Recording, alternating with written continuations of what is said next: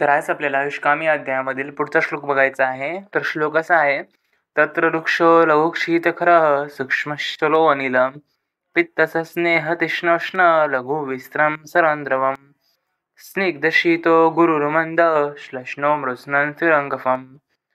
तर या श्लोकामध्ये त्रिदोषाचे गुण सांगत असताना हा श्लोक लिहिला आहे. तर सगळ्यात आधी वाताचे गुण सांगितले आहेत.